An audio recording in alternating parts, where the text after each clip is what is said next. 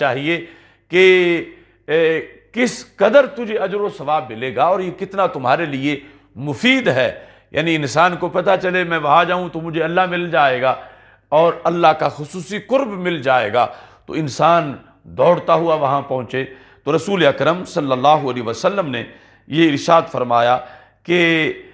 قیامت کے دن اللہ یہ فرمائے گا. تو سرکار نے دنیا میں بتا دیا اپنے غلاموں کو کہ اس دن اگر پتہ چلے تو بندہ بڑا افسوس کرے گا، کاش دنیا میں پتہ چلتا کہ یوں محلے میں جا کر کسی کے پاس عیادت کے لیے جانے میں اتنا فائدہ ہے کہ رب ذوالجلال اس عمل کو اپنی عیادت قرار دے رہا ہے، تو مجھے تو دنیا میں اس کا خصوصی اہتمام کرنا چاہیے تھا. تو یہ رسول اکرم صلی اللہ علیہ وسلم کی خصوصی رحمت ہے اپنے غلاموں پر کہ آپ نے یہ پہلے ہی مطلع کر دیا تاکہ ایک انسان دنیا میں زیادہ سے زیادہ اہتمام عیادت کرتے ہوئے اجر و ثواب کی کئی ڈھیر اکٹھے کر لے. دوسری جگہ نبی اکرم صلی اللہ علیہ وسلم نے احکام مرض کو بیان کرتے ہوئے ارشاد فرمایا، جو حضرت ابو سعید خدری رضی اللہ تعالیٰ عنہ اس کی روایت کرتے ہیں کہ پاک محبوب صلی اللہ علیہ وسلم نے فرمایا عود المرضى، مریضوں کی عیادت کرو، اور ساتھ فرمایا واتبعوا الجنائز، جنائز کے پیچھے چلو، یعنی جب کسی کا جنازہ اٹھا ہوا ہو پیچھے چلو. تو ذکرکم الآخرہ، یہ چیز تمہیں آخرت کی یاد دلائے گی. دونوں کے ساتھ اس کا تعلق ہے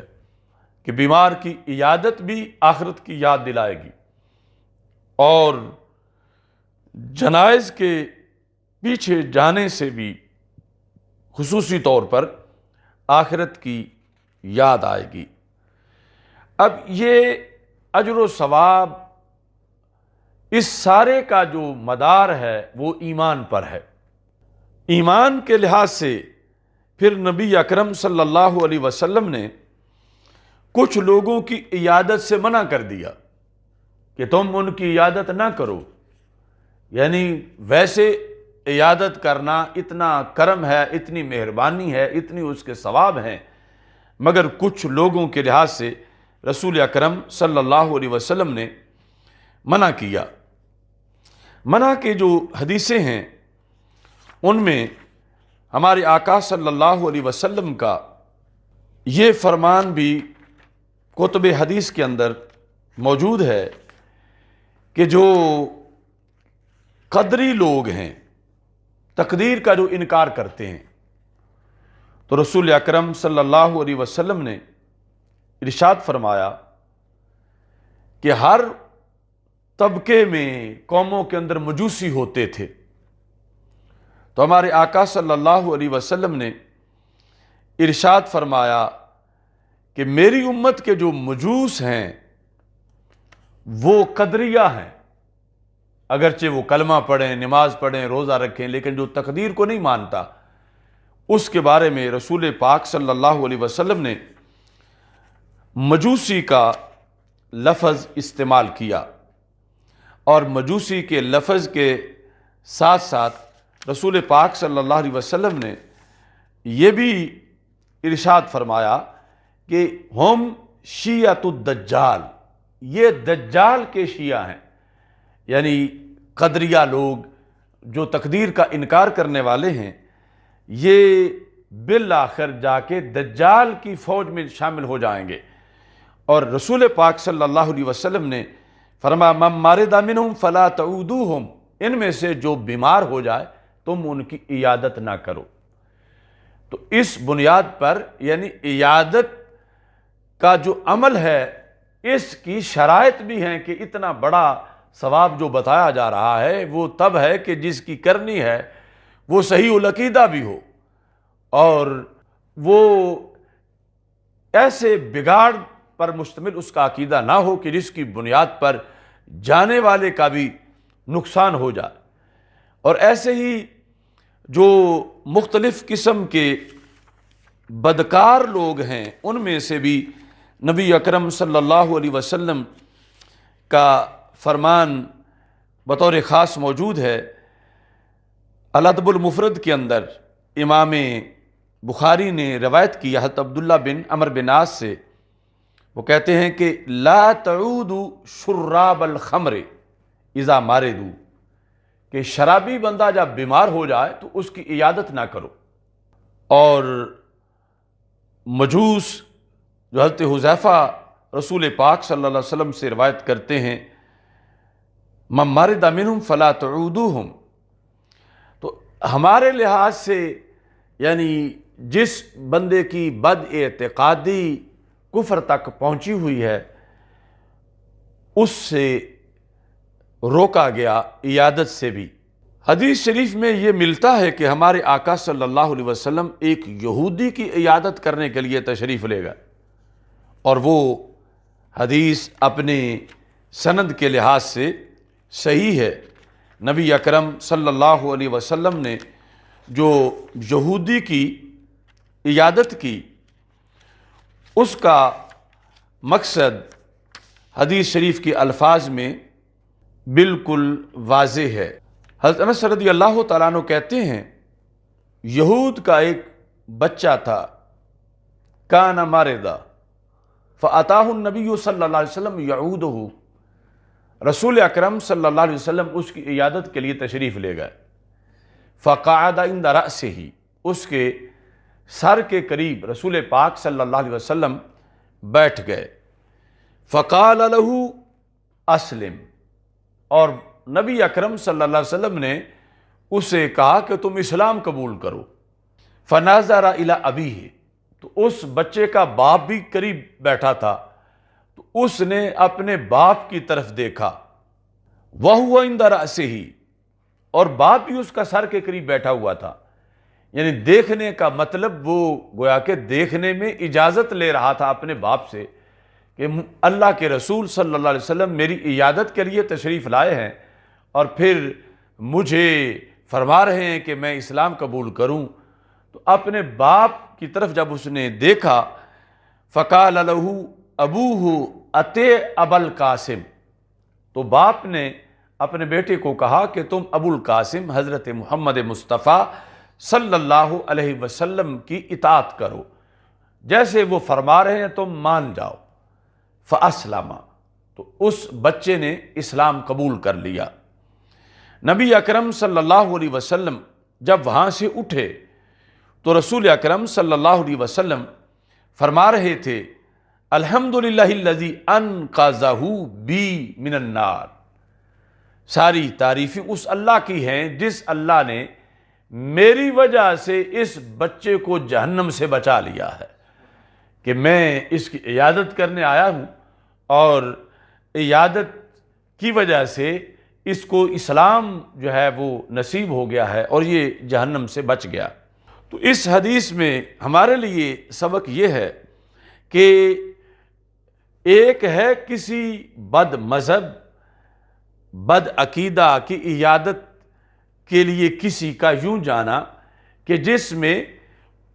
اس کے اسی عقیدہ پر اس کے رہنے کی ترغیب موجود ہے، یعنی سمجھا جا رہا ہے کہ تو جس حالت میں ہے اس میں بھی تو عزت والا ہے، اس میں بھی تو کامیاب ہے، تو ایسا جانا جو ہے وہ ناجائز ہے۔ اور عمومی طور پر جو آج وحدت ادیان یا سب ادیان کے ساتھ اچھا تعلق رکھنے والے لوگ ہیں، یہود کے پاس جاتے ہیں، کرسچن کے پاس جاتے ہیں، ہندوؤں سکھوں کے پاس جاتے ہیں، تو ان کا عیادت کرنا یا دوستی اس میں ان کے لیے تبلیغ نہیں ہے کہ تم خطرے میں ہو، جہنم میں جاؤ گے، تم بچ جاؤ، کلمہ پڑھو، بلکہ ان کے جانے کے اندر اس کی جس حالت میں وہ ہے اسی کی ایک حوصلہ افزائی موجود ہوتی ہے۔ تو اس طرح کی عیادت جو ہے وہ جائز نہیں۔ ہاں، اگر ایک شخص جو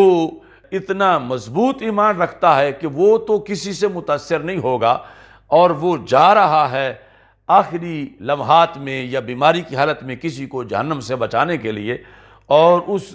غلط کو غلط کہنے کی طاقت رکھتا ہے اور اسے سمجھانا چاہتا ہے کہ تو کیوں جہنم میں جا رہا ہے، اپنے آپ کو جہنم کی آگ سے بچا لے، تو اس طرح بحیثیت مبلغ جانا، اور یہ اس کا ریکارڈ بھی ہو کہ وہ ویسے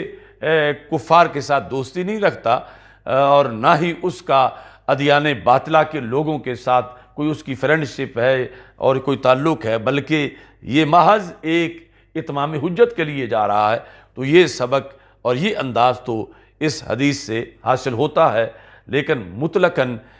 جو دوسری حدیثیں ہیں جس کے اندر رسول پاک صلی اللہ علیہ وسلم نے قدریہ کے بارے میں بطور خاص فرمایا، ان کو اپنی امت کا مجوس قرار دیا، اور پھر اس کے لحاظ سے جو دعا تھی اس سے بھی منع کیا، اور جنازہ پڑھنے سے بھی منع فرمایا۔ اور جو شارب خمر ہے، اور اس میں لفظ جو رسول پاک صلی اللہ علیہ وسلم کے صحابہ نے استعمال کیے وہ الفاظ جو ہیں شراب کے ہیں۔ تو شراب جس میں یعنی جمع کا صیغہ ہے شارب سے، کہ جو وہ بیمار ہو جائیں تو ان کی عیادت نہ کرو، یعنی اس میں وہ کوئی ایسا شرابی کہ جو شراب پینے کا آگے علمبردار بھی بنا ہوا، جو جاتا ہے وہ اس کو دعوت دیتا ہے اور اسے مائل کرتا ہے، قائل کرتا ہے کہ یہ کوئی بری بات نہیں، معاذ اللہ تم بھی پیو، یا وہاں جانے سے جانے والا بھی بھٹک سکتا ہے۔ تو خصوصی طور پر رسول پاک صلی اللہ علیہ وسلم نے اس معاملہ میں، اس سچویشن میں منع کر دیا کہ تم اس کی عیادت نہ کرو۔ لیکن اگر کوئی عیادت کرنے والا اتنا پارسا اور اس قدر اس کے کلمات مؤثر ہوں کہ اس کے کہنے پر وہ شارب خمر تائب ہو سکتا ہے اور اپنا وہ وطیرہ چھوڑ سکتا ہے، تو پھر یہ بطور تبلیغ وہاں جا سکتا ہے اور اس کے لحاظ سے منع نہیں۔ لیکن اس کے اندر انسان جو جانے والا ہے اس کا ماضی، اس کے معمولات اور اس کے عقائد و نظریات کا بڑا دخل ہے۔ تو یہ مرض کے احکام کے لحاظ سے ایک ہمارا آج کا سبق تھا جو قرآن و سنت کے مختلف فرامین سے میں نے آپ کے سامنے پیش کیا۔ رب ذوالجلال ہم سب کو بیماریوں سے محفوظ رکھے۔ بیماری مانگنی نہیں چاہیے، اگر اللہ کی طرف سے آ جائے تو پھر اس کے لحاظ سے یہ جو صبر کی تلقین کی گئی کہ مومن کے لیے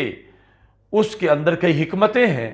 اور پھر وہ بیمار اور اس بیمار کو جو اس کی عیادت کے لیے آتا ہے، جس گھر میں وہ ہے، جو اس کی خدمت کر رہے ہیں، جو لوگ اس کے علاج معالجہ میں شریک ہیں، تو شریعت مطہرہ نے یہ واضح کیا کہ وہ اسے بوجھ نہ سمجھے، بلکہ وہ ان کے پاس ایک نیکیوں کا مجسم ہے، اور اس کی وجہ سے ان کو بھی برکات ملیں گی، اور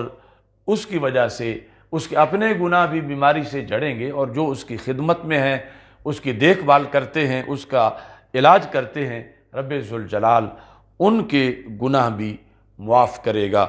خالق کائنات جل جلالہ ہم سب کو صحت و عافیت کے ساتھ پوری زندگی دین متین کی خدمت کی توفیق عطا فرمائے، اور جتنی بھی ہماری جسمانی روحانی بیماریاں ہیں عشرۂ رحمت میں خالق کائنات جل جلالہ رسول پاک صلی اللہ علیہ وسلم کے عظیم مرتبہ کے طفیل وہ ساری ہماری بیماریاں، ہمارے دوستوں کی بیماریاں، رشتہ داروں کی بیماریاں، وہ سب کی سب رب ذوالجلال دور فرمائے۔ وآخر دعوایا ان الحمد للہ رب العالمین۔